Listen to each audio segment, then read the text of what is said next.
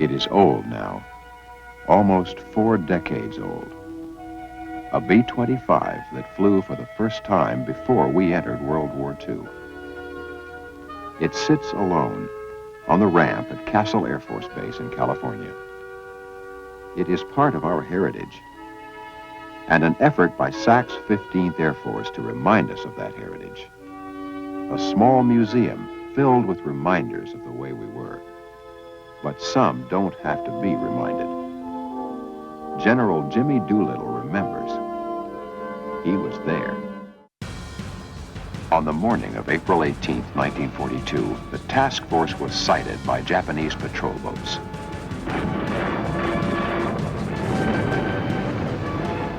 The boats were quickly destroyed, but they could have transmitted a position report.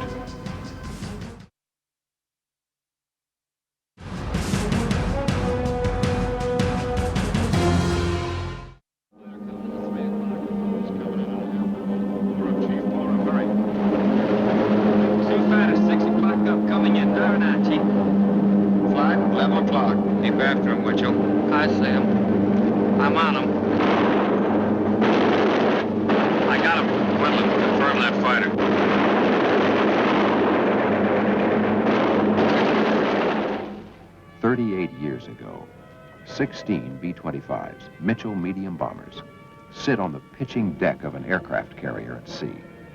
Their mission? Bomb Tokyo, just 4 months after the attack on Pearl Harbor.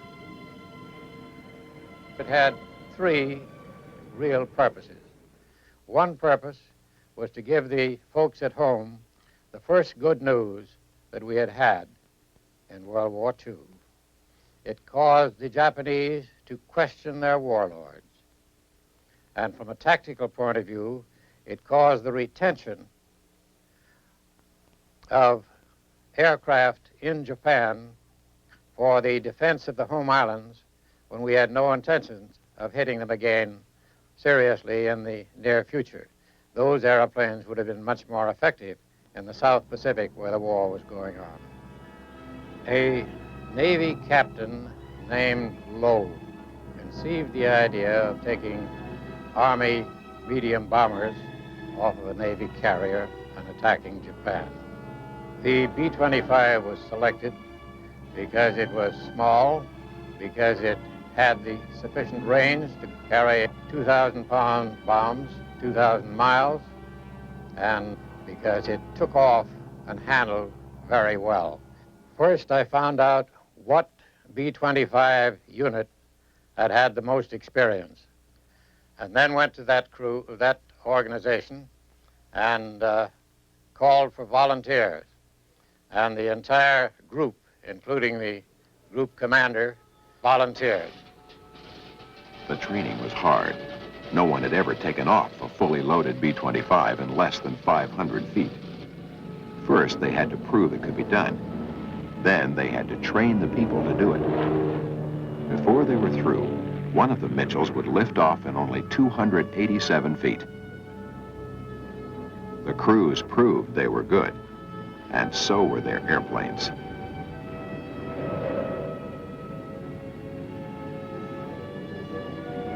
The raid was carefully planned. Nothing was left to chance. Norden bomb sights were replaced by 20-cent improvised models to prevent the secret devices from falling into enemy hands. Doolittle then considered what to do if the task force was spotted by the Japanese. If we were intercepted by Japanese surface or aircraft, our aircraft would immediately leave the decks. If they were within range of Tokyo, they would go ahead and bomb Tokyo, even though they would run out of gasoline shortly thereafter. That was the worst thing we could think of. And if we were not in range of Tokyo, we would go back to Midway. If we were not in range of either Tokyo or Midway, we would permit our airplanes to be pushed overboard so the decks could be cleared for the use of the carrier Hornets' own aircraft. On the morning of April 18, 1942, the task force was sighted by Japanese patrol boats.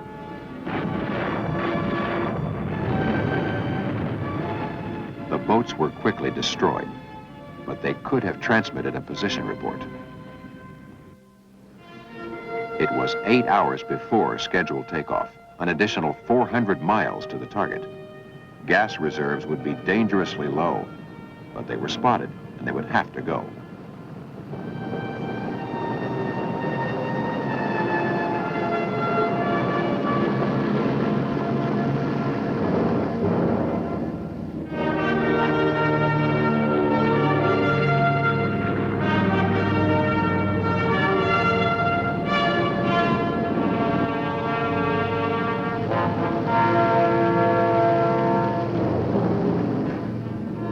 Program went almost according to plan. We were to go bomb our targets, turn in a general southerly direction, get out to sea as quickly as possible, and after being out of sight of land, turn and take a westerly course to China.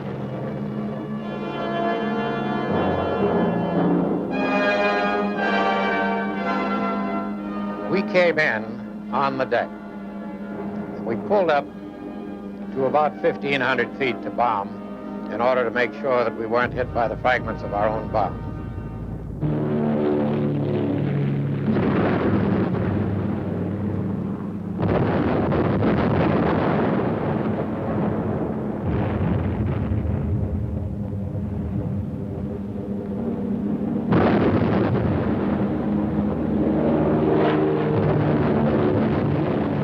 And I would say that the feeling was get the job done, get the heck out of there.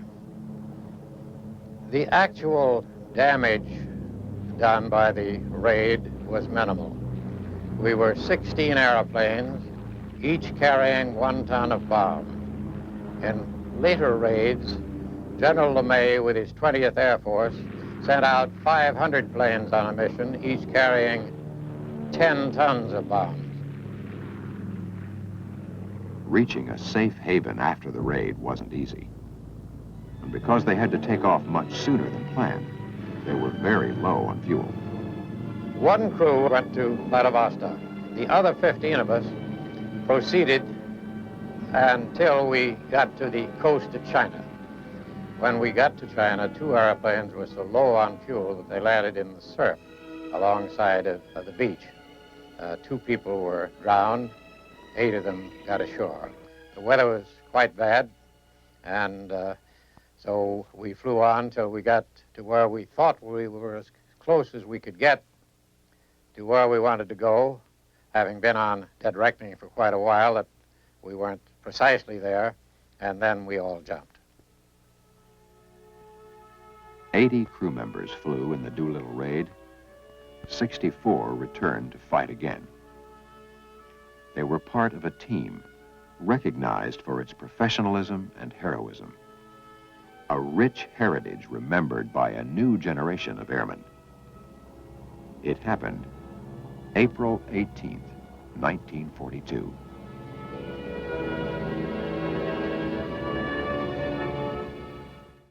Suddenly in March, he switched to low-level, nighttime, maximum effort fire raids.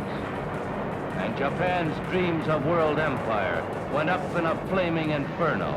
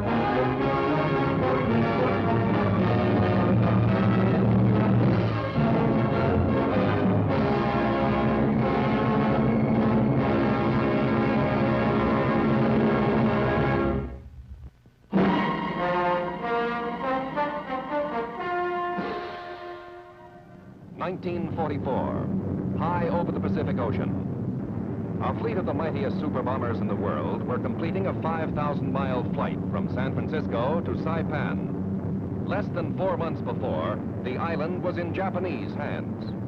It was for bases like these that American soldiers, sailors, and Marines had fought the costly battle. On Columbus Day, 1944, B-29s discovered Saipan. Our arrival was a real historic event, celebrated with a ballad by a local poet, and it went like this. On the 12th of October, back in 1944, the citizens of Saipan heard a great four-engine roar. Bulldozers fled the runway. The soldiers stopped to cheer as down came Jolton Josie, the Pacific pioneer.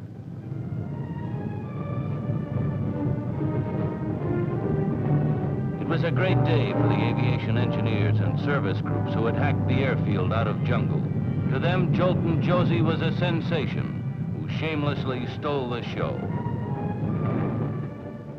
Some Jap officials already knew that Saipan, as an American base, with its threat of aerial bombardment, spelled eventual defeat for Japan. The landing of the B-29s gave reality to that threat. The new arrivals were men who had flown fortresses and liberators in all theaters of war. They were led by a former 1928 flying cadet, who in 1944 was named Deputy Chief of Air Staff and was now commanding the 21st Bomber Command, General Haywood Hansel. Well, the first element of the 21st Bomber Command has arrived. When we've done some more fighting, we'll do some more talking. Thank you. All over the Marianas, B-29s were getting ready to carry out the General's promise. Saipan, Tinian, and Guam had been seized by Admiral Nimitz forces for the primary purpose of serving as bases for the very long-range bombers now parked on circular hard stands.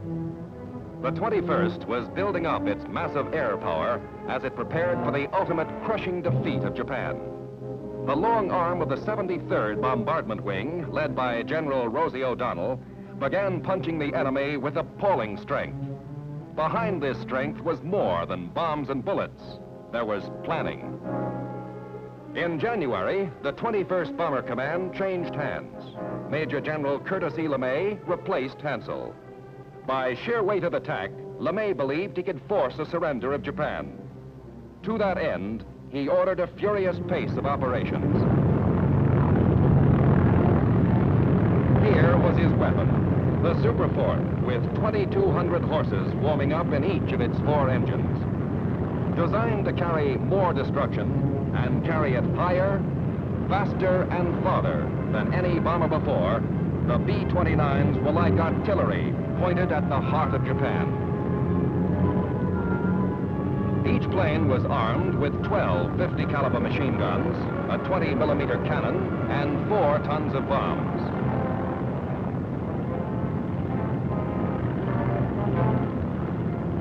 Fully armed, the 21st Bomber Command was taking off for Japan.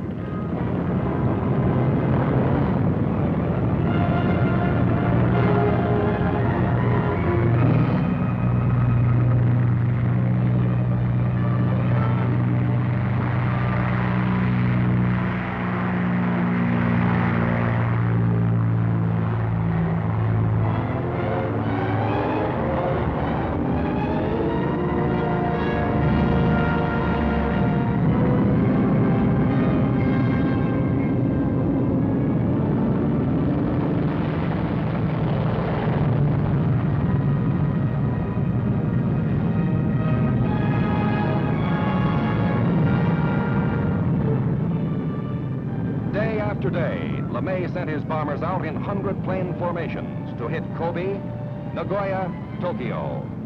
In 2 months, he increased the attack missions to 200 planes, building to an 800-plane climax.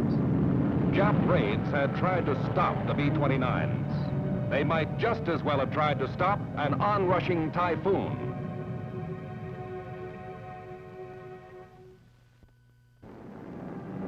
No war was ever fought over such vastness.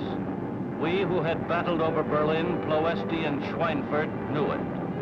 London to Berlin and back was 1,000 miles. The Foggia Ploesti run, 1150. But Saipan to Tokyo and back was more than 3,000 miles. B-29s were the planes for the job. For all their destructive power, those of us who flew the superforts felt they were things of beauty. In flight, our navigators were on the spot. An error of 2 degrees could put all of us over nothing but ocean in a plane with empty gas tanks. It was a long ride and the longest, toughest bomber missions in the world. As we approached enemy sky, the crews prepared for the deadly business ahead. While making the slow climb to altitude, our gunners warmed up the central fire control system. Inside a superfort, you can't see a gun. You fire by remote control. We had electronics, superhuman brain power at the flick of a switch. Then we waited for the Japs.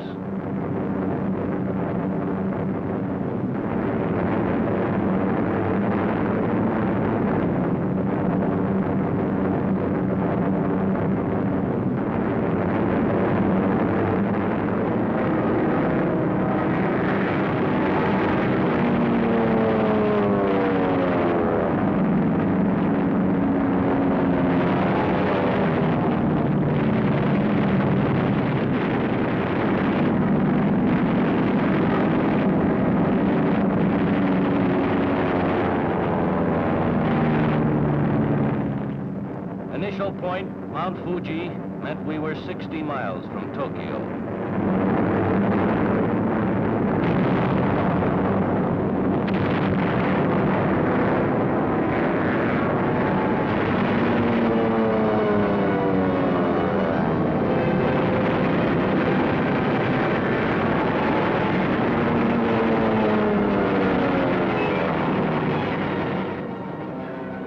B-29s found their objectives. Now, below us, Tokyo. Tokyo, which the Jap High Command had boasted was outside the range of land-based American bombers. For 6 months, we had proved them wrong.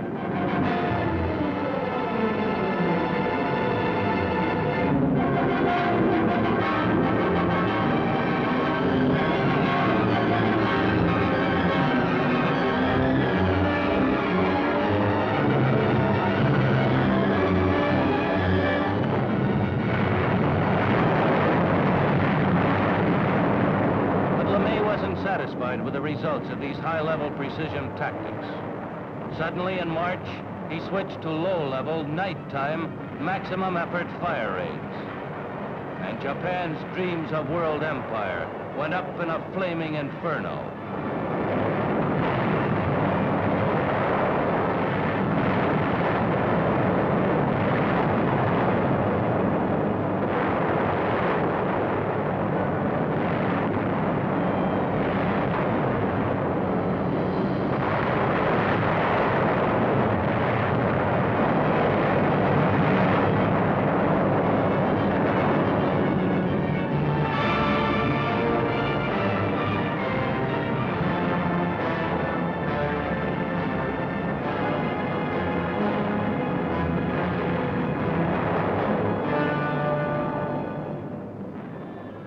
The B-29s burned out the industrial heart of Japan.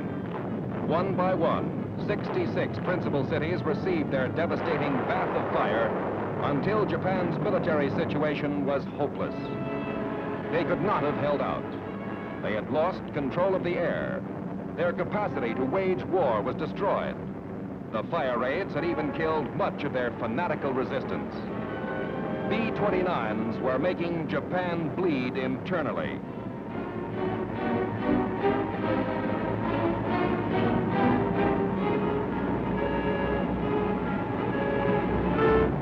Then President Truman made a grave decision. To deliver a special bomb, field orders were signed by General Twining. They instructed Colonel Paul Tibbets and his B-29 crew to drop what they called the gimmick.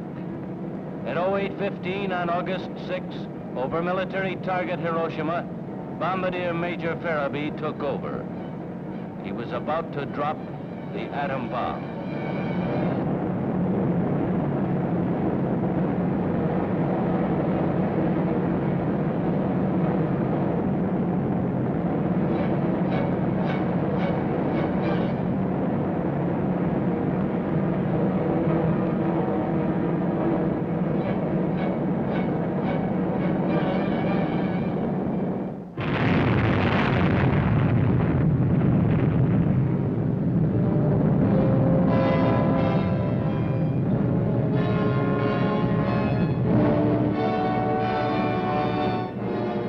A bomb of unprecedented destructiveness had exploded.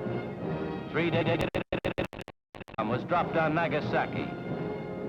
Atomic energy had made air power all important. Dread were the threats for the future. Strong the requirement for air power.